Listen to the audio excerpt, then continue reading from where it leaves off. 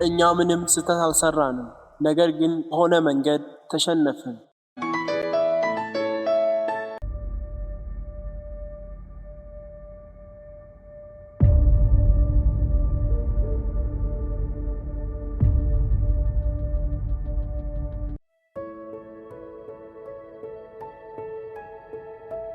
እንደ አውሮፓውያን አቆጣጠር በ2013 የኖኪያ ዋና ስራ አስፈጻሚ ስቴቨን ኤሎክ ኩባንያው ሙሉ በሙሉ መክሰሩንና ለፈረንጁ ማይክሮሶፍት መሸጡን ይፋ ሲያደርግ ይህንን አስደንጋጭ አረፍተ ነገር ተናገረ።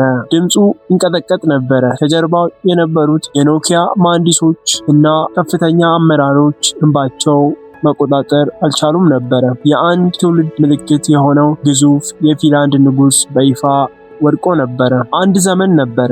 ስልክ ስንል በአእምሮአችን የሚመጣው አንድ ስም ብቻ ነበረ፣ ኖኪያ። ከኒውዮርክ እስከ አዲስ አበባ፣ ከቶኪዮ እስከ ላጎስ እያንዳንዱ ሰው ኖኪያ ነበረው። በዓለም ላይ ካሉ 4 ስልኮች መካከል 2ቱ የኖኪያ ምርቶች ነበሩ። በወቅቱ ኖኪያ ሊወድቅ ይችላል ብሎ ማሰብ ፀሐይ በምዕራብ ትወጣለች ብሎ ከመናገር እኩል እብደት ነበረ። ኩባንያው የማይነካ የማይበገረው የዲጂታል ዓለም ንጉሥ ይመስል ነበረ። ነገር ግን ያ ሁሉ ግርማ ሞገስ በአንድ ጀንበር አቧራ ሆነ። በታሪክ ታይቶ በማይታወቅ ፍጥነት ይህ የሚያንቀሳቅስ ግዙፍ የቴክኖሎጂ ተቋም በተራራው ጫፍ ወደ ገደል ስር ተወረወረ። ለመሆኑ ምን ተፈጠረ? አብዛኞቹ የቢዝነስ መጽሐፍትና የዩቱብ ቪዲዮዎች ኖኪያ የወደቀው ስማርትፎን በፍጥነት ስላልሰራ ወይም ስለናቀ ነው ይሉታል። ነገር ግን እውነታው ከዚህ እጅግ የላቀና እጅግ አስፈሪ ነው። ዛሬ ማንም ሰው ሊናገረው የማይፈልገውን በኖኪያ ቢሮዎች ውስጥ የተሸጎጠውን እውነተኛ የክህደት የፍርሃትና የውስጥ ሴራ ምስጢር አንድ በአንድ እንፈታለን። እንደ አውሮፓውያን አቆጣጠር በ2000 የኖኪያ መሐንዲሶች በታሪክ ውስጥ እጅግ ስኬታማ የሆነ ምርት ይፋ አደረጉ። ኖኪያ 3310። ይህ ስልክ ተራ የቴክኖሎጂ ውጤት አልነበረም፣ ማዕበል ነበረ። መኪና ቢረግጠው የማይሰበር፣ ከፎቅ ላይ ቢወርቅ የማይሰነጠቅና ባትሪው አንድ ጊዜ ተሞልቶ ሙሉ ሳምንት የሚቆይ እውነተኛ የብረት ዱካ ነበረ። ይህ ስልክ ኖኪያ በዓለም ላይ ያለው ስም ፍጹም የማይበግረው አደረገው። ነገር ግን በትክክለኛው የቢዝነስ ስልት ይህ ታላቅ ጥንካሬ የኩባንያውን ትልቅ መርገምት ሆነ። የ3310 እና ተከታታይ ስልኮች ስኬት በኖኪያ አስተዳዳሪዎች አእምሮ ውስጥ አንድ አደገኛ ቅዠት ፈጠረ። እኛ የምንሰራው ሃርድዌር ወይም የስልክ አካል ጠንካራ ከሆነ ማንም ሊያሸንፈን አይችልም ብለው አመኑ። ኩባንያው በቢሊዮን የሚቆጠሩ ዶላሮችን የሚያፈሰው ስልኩን ይበልጥ ውብ፣ ጠንካራ እና የተለያዩ ቅርጽ ያላቸው ለማድረግ ብቻ ነበረ። ነገር ግን ከሱ እይታ ውጪ የቴክኖሎጂ ዓለም የመሬት መንቀጥቀጥ አያጋጥመውም ነበረ። ዓለማችን በሃርድዌር ወይም በሶፍትዌር እና ወደ ንክኪ ስክሪን ተች ስክሪን በፍጥነት የተሸጋገረች ነበረ። የኖኪያ መሪዎች ደንበኞችን የሚፈልጉት ጠንካራ ፕላስቲክ እና ረጅም ባትሪ ብቻ እንደሆነ በጽኑ አመኑ። ይህ የተሳሳተ በራስ መተማመን አይናቸውን አወረው። መኪናው ወደፊት እየተጓዘ ነበረ፣ ኖኪያ ግን የኋላ መስታወቱን እያየ ይኩራራ ነበረ። ይህ በትንቢት የተሞላ የበላይነት ስሜት ግን በኩባንያው ውስጥ አንድ እጅግ አደገኛና መርዛማ የሥራ ባህል ፈጠረ። ማንም ሰው ስለ ውድቀት መናገር የማይችልበትን እውነተኛ የተቀበረበትን ምስጢራዊ የፍርሃት ምዕራፍ ተጀመረ።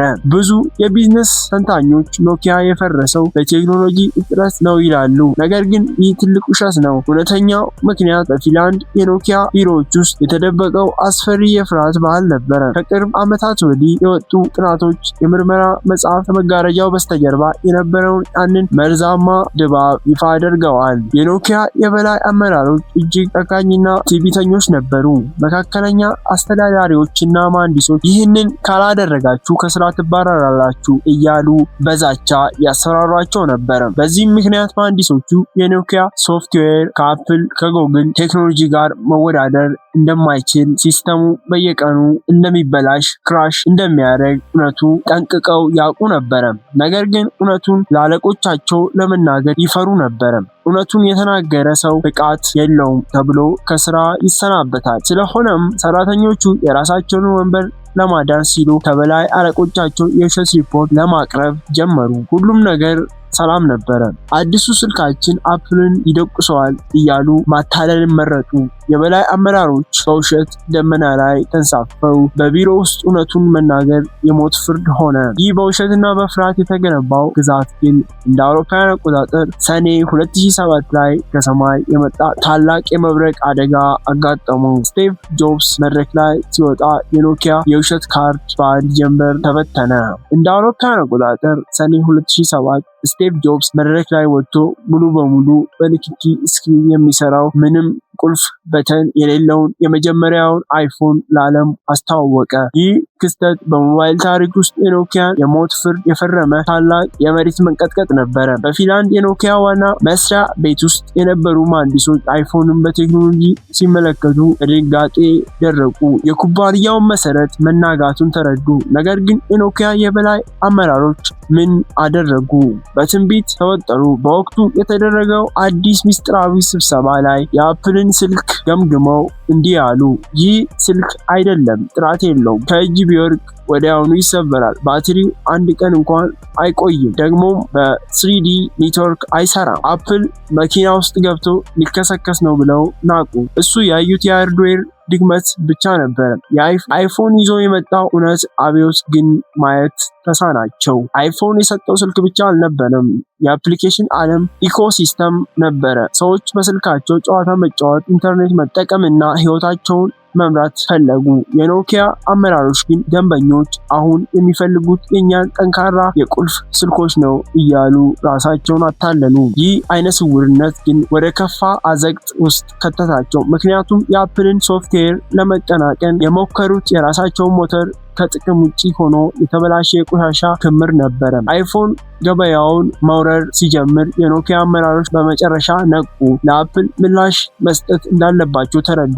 ነገር ግን እዚህ ጋር ነው ትልቅ ግንብ የተደመረሰው። የኖኪያ ስልኮች የሚያመርቱት ሲምቤን የተባለ የውስጥ ሶፍትዌር እጅግ ያረጀ፣ የዛገ እና አዲሱን ዘመን መሸከም የማይችል የተበላሸ ሞተር ነበረ። ኖኪያ አፕልን ለመግጠም የያዘው መሳሪያ ይህ ብቻ ነበረ። ሲምቢያን የተሰራው በ1990ዎቹ መጀመሪያ ላይ ለቀላል ቁልፍ ስልኮች ነበረ። አሁን ግን የንክኪ ስክሪን፣ ከፍተኛ ጥራት ያላቸውን ቪዲዮዎች፣ በሚሊዮን የሚቆጠሩ አፕሊኬሽኖችን ማስተናገድ ነበረበት። ይህን ለማድረግ የኖኪያ መሐንዲሶች ሶፍትዌሩን ሙሉ በሙሉ መቀየር ነበረባቸው። ነገር ግን በኩባንያው ውስጥ በነበረው ቢሮክራሲና የእርስ በርስ ፖለቲካ ምክንያት አዲስ ነገር መፍጠር የማይታሰብ ሆነ። አንድ አዲስ የኖኪያ ስልክ ለመስራት የሶፍትዌር ክፍሉ ብቻ ሳይሆን በመቶዎች የሚቆጠሩ አስተዳዳሪዎች ተሰብስበው መፍቀድ ነበረባቸው። ጊዜው ደግሞ ይረፍድ ነበረ። መሐንዲሶቹ ሌሊትና ቀን ቢሰሩም አፕልን ሊያሳድዱት አልቻሉም። ኖኪያ አዲስ ስልኮችን ለገበያው ያወጣ ነበረ። ነገር ግን ሶፍትዌሮቹ እጅግ ቀርፋፋና ደንበኞችን የሚያናድድ ሆነ። የኖኪያ ትልቁ ሞተር ተሰባብሯል። ኩባንያው መርከቧ እየሰመጠች መሆኑን ሲረዳ የህይወት መስመር ፍለጋ ጀመረ። ነገር ግን በመጨረሻ ያገኙት መዳኛ ሳይሆን በታሪክ ትልቅ ተንኮል የተሸሸገበትን የይሁዳ መሳም ነበረ። እንደ አውሮፓውያን አቆጣጠር በ2010 ኖኪያ ታሪካዊ ውሳኔ አስተላለፈ። በታሪኩ ለመጀመሪያ ጊዜ ከፊንላንድ ውጪ የሆነ ሰው ዋና ስራ አስፈጻሚ አድርጎ ሾመ። ስሙ ስቴፈን ኤሎፕ ይባላል። ይህ ሰው ከመምጣቱ በፊት የማይክሮሶፍት ከፍተኛ ባለስልጣን ነበረ። ኤሎፕ የኖኪያን መንበር እንደጨበጠ በቢዝነስ ታሪክ ውስጥ እጅግ አነጋጋሪ የሆነውንና የኩባንያውን የሞተር ፍርድ ያፈጥነው እርምጃ መውሰድ ጀመረ። ኤሎፕ ወደ ስልጣን እንደመጣ ለሰራተኞቹ ሙሉ በሙሉ አንድ ሚስጥራዊ ደብዳቤ በተነ። ደብዳቤው የሚነዱ መርከብ ወይም ቡሪንግ ፕላትፎርም የሚል አርዕስት ነበረው። እኛ የቆምነው በባህር መካከል በሚነድ የነዳጅ መድረክ ላይ ነው፣ ወይ ወደ ቀዝቃዛው ባህር መዝለቅ አለብን፣ አለዚያ እዚህ እሳት ውስጥ እንቃጠላለን በማለት የኖኪያን ወቅታዊ ሁኔታ ገለጸ። ሰራተኞቹ እውነቱን ሰምተው ደነገጡ። ነገር ግን ኤሎፕ ይህንን ያደረገው ሰራተኞቹ ለማንቃት ብቻ አልነበረም። እሱ የወሰደው ውሳኔ የኖኪያን የራሱን አዲስ ሶፍትዌር ሚጎ ሙሉ በሙሉ ማገድና የኩባንያውን የወደፊት ዕጣ ፈንታ ከማይክሮሶፍት ጋር ማገናኘት ነበረ። በወቅቱ በቴክኖሎጂ ዓለም ውስጥ ትልቅ ጥርጣሬ ተፈጠረ። ይህ ሰው የኖኪያን ንጉስ ለማዳን የመጣ መሪ ነው ወይስ ማይክሮሶፍትን የላከው የጥፋት መልእክተኛ ትራጀር ሆርስ የሚል ጥያቄ ተነሳ። ምክንያቱም ኤሎፕ ኖኪያን ከማይክሮሶፍት ደካማ የሞባይል ሶፍትዌር ዊንዶውስ ፎን ጋር ብቻ እንዲቆለፍ አደረገ። ነገር ግን ኖኪያ ሊያድነው የሚችለው ሌላ ትልቅ እና ዝግጁ የሆነ የህይወት መስመር ከጎኑ ቆሞ ነበረ። በትንቢትና በስውር ሴራ ምክንያት ግን ያንን እድል ወደ ጎን ገፋው። ኖኪያ ከሲምፒያን ውድቀት በኋላ ማይክሮሶፍትን ከመምረጡ በፊት አንድ ታላቅና ታሪካዊ እድል አግኝቶ ነበረ። እሱም ጎግል አዲሱ አንድሮይድ የተባለውን ሶፍትዌር በነፃ ይዞ ወደ ኖኪያ መጥቶ ነበረ።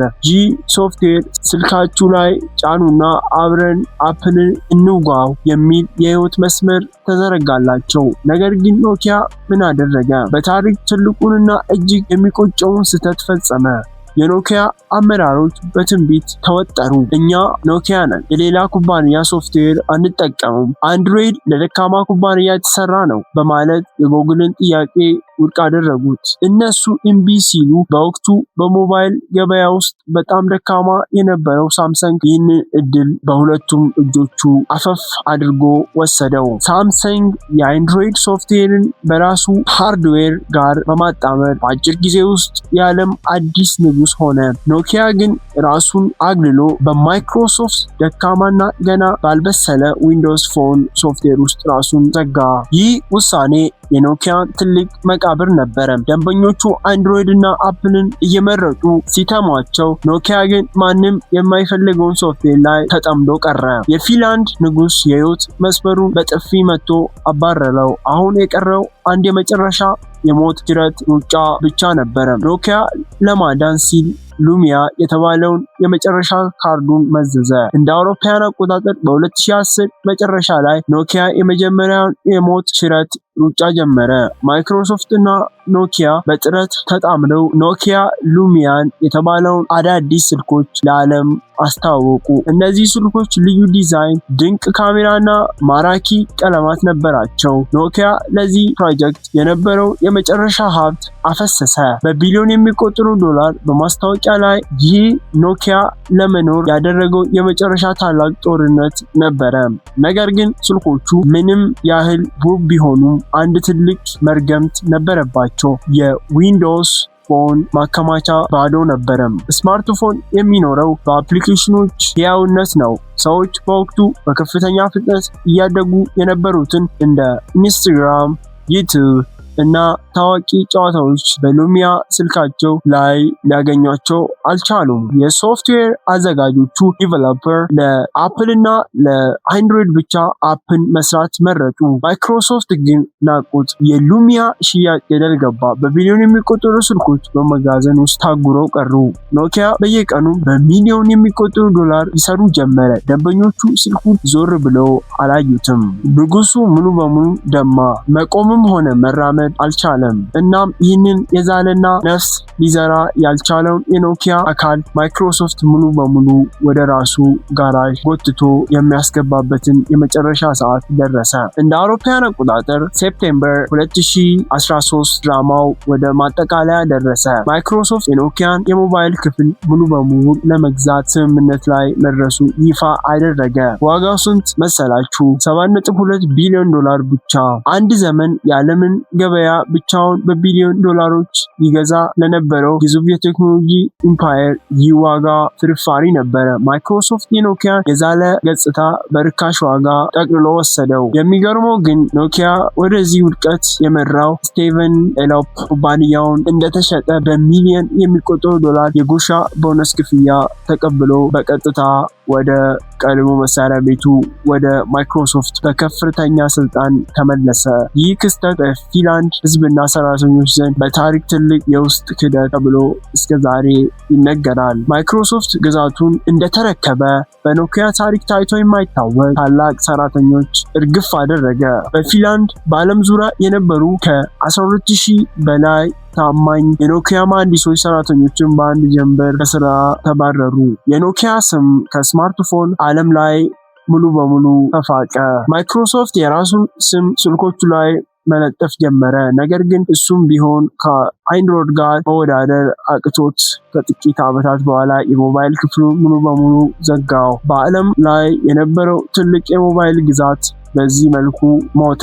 ንጉሱ ወደ መቃብር ወረደ። ነገር ግን ከዚህ ታላቅ ውድቀት በስተጀርባ ዛሬ የምንኖረውን ዓለም የሚቀይር አንድ የመጨረሻ እጅግ አስደንጋጭ ማስጠንቀቂያ ተሸሽጓል። የኖኪያ ታሪክ ተራ የኩባንያ ውድቀት ታሪክ አይደለም። የዘመናችን የቴክኖሎጂ ዓለም የተሰጠ እጅግ አስፈሪና ሕያው ማስጠንቀቂያ እንጂ። ኖኪያ የፈረሰው ጎበዝ መሐንዲሶች ስላልነበሩት አይደለም፣ ወይም ገንዘብ ስላጣ አይደለም። ኖኪያ የፈረሰው በትንቢት እውነቱን ለመናገር በመፍራት እና እኛ ሁልጊዜም አንደኛ ነን የሚል የተሳሳተ በራስ መተማመን ውስጥ ራሱን ስለዘጋ ነው። በትናንትናው ስኬት ተደንቆ የነገደውን ለውጥ ለማየት የቻለው እውር ኩባንያ ሆኖ ስለቀረ ነው። ይህ ታሪክ ዛሬ ላለው ዓለምም ይሰራል። በተለይ ደግሞ አርቲፊሻል ኢንተለጀንስ AI ዓለማችን በከፍተኛ ፍጥነት እየቀየረ ባለበት በዚህ ወቅት ዛሬ በጉልበት የቆሙት ግዙፍ የቴክኖሎጂ ነገስታት እንኳን ሳይቀሩ ለውጡን በፍጥነት ካልተቀበሉ እና በውስጥ ከተሸበቡ ጣፋንታቸው